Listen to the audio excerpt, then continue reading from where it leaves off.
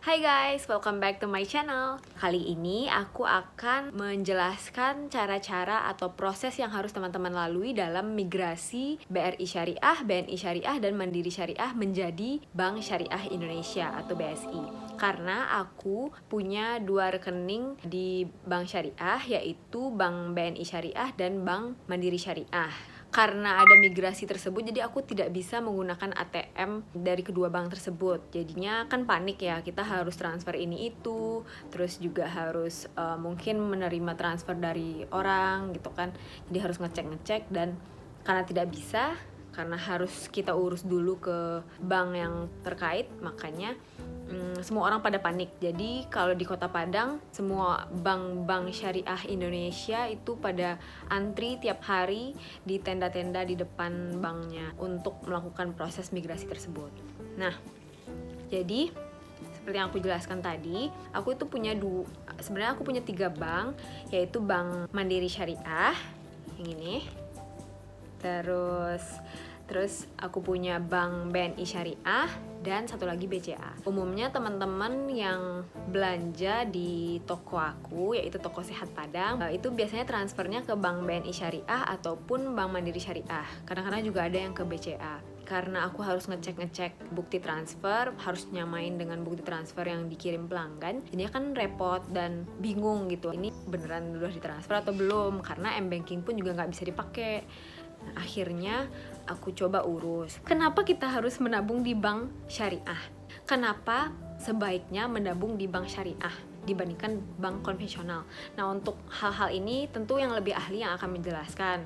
Boleh teman-teman cek di description box di bawah ini. Nah, aku akan sertakan link-link kajian ustadz-ustadz yang memang mumpuni, terpercaya untuk membahas hal-hal ini. Begitu. Karena kan kita pengen hidup itu selamat di dunia dan akhirat. Setidaknya gitu, seminimal-minimal yang bisa kita lakukan untuk dijauhkan dari riba gitu. Terus untuk yang punya Bank BNI Syariah dan BRI Syariah kan harus migrasi ke Bank Syariah Indonesia. Itu harus melapor ke bank terdekat, bank-bank Syariah Indonesia terdekat.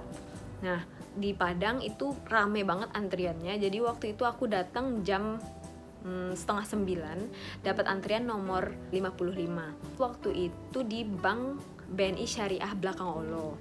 Akhirnya aku pergi dulu gitu, pergi kemana-mana dulu, baru nanti balik lagi. Habis itu ternyata udah antrian 61. Terus aku lapor ke Pak Satpamnya, "Pak, saya antrian 55 tapi udah nomor berapa sekarang, Pak?" "Udah nomor 61 katanya. "Tapi masuk ke dalam," katanya. Nah, jadi di bank itu kan ada tenda-tendanya. Nah, di tenda-tenda di luar itu kita memang ngantri dulu, dipanggil. Nah, nanti kalau udah dipanggil untuk masuk ke dalam bank, kita di dalam bank itu harus duduk dulu gitu, sekitar 10 orang di dalam. Nanti yang 10 orang ini akan satu persatu dipanggil ke meja teller gitu kalau nggak salah namanya. Maaf ya kalau salah istilahnya. Terus jadi waktu aku datang, masuk aja. Kalau yang dipanggil dari tenda luar untuk masuk ke dalam itu udah nomor 61. Tapi ternyata yang di dalam untuk dipanggil ke meja-meja teller itu baru nomor 51. Jadi masih belum kelewat nomor antrian aku karena aku nomor 55. Di akhirnya aku duduk dengan memakai masker yang 2 lapis waktu itu. Karena udah parno, udah takut. Pokoknya jaga keamanan diri lah intinya. Terus ada di bank itu yang lucu. Sebenarnya aku bilang ke Pak Satpamnya, "Pak, saya nunggu nomor 55, dari nomor 51 itu saya nunggu di luar aja boleh nggak?" "Nggak, nanti kan bentar lagi dipanggil, nih ada kursinya yang kosong memang untuk Mbak," gitu. "Oh iyalah Pak, tapi Pak saya takut Pak, ada yang nggak pakai masker." Karena aku lihat beberapa orang dari 10 orang itu ada 2 orang yang maskernya tidak menutup hidung. Terus bapaknya bilang, "Semua yang masuk ini pakai masker kok, Bu." "Kenapa ibu itu, Pak?" Aku nunjuknya. "Ibu itu, Pak." "Oh, itu juga bapak itu." Nah, terus bapak satpamnya bilang ke ibunya, "Ibu, mohon maaf ya, hidungnya ditutup." Nah, jadi di zaman pandemi ini adalah keberanian teman-teman untuk meminta orang lain untuk memakai masker dengan baik dan benar, yaitu menutup hidung dan mulut. Begitu ya, teman-teman. Terus oh ya, yang perlu teman-teman bawa sebelum melakukan migrasi yang punya BNI Syariah ataupun BRI Syariah, jadi perlu bawa kartu ATM yang lama, terus buku tabungannya, dan KTP. Jangan lupa KTP. Terus sarannya datang jam 8 pagi buat ambil nomor antrian.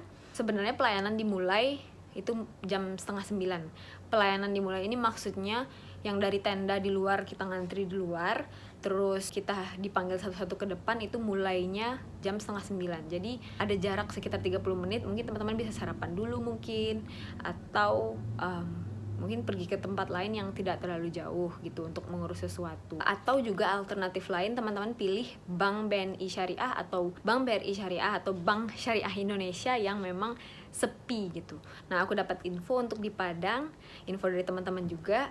Yang sepi adalah di daerah Unan Atas, BNI Syariah Unan Atas, dan juga di BNI Syariah Silungkang dekat Imam Bonjol. Di situ sepi, jadi tidak perlu ngantri lama seperti aku waktu di BNI Syariah Belakang Olo, Padang. Selanjutnya karena udah ngurus-ngurus ini itu di dalam Bank BNI Syariah Belakang Olo, akhirnya aku udah dapat buku tabungannya. Ini dia. Dan kartunya. Udah ada chipnya juga. Tuh. Akhirnya udah dapat. Tapi awalnya kan kartu untuk BNI Syariah aku yang warnanya abu-abu. Akhirnya diganti menjadi seperti ini.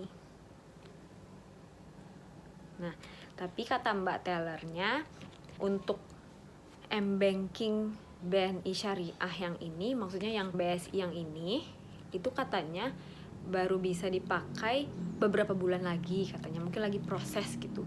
Aku gak ngerti maksudnya gimana, mungkin teman-teman yang tahu boleh komen ya, tolong bantu jelaskan.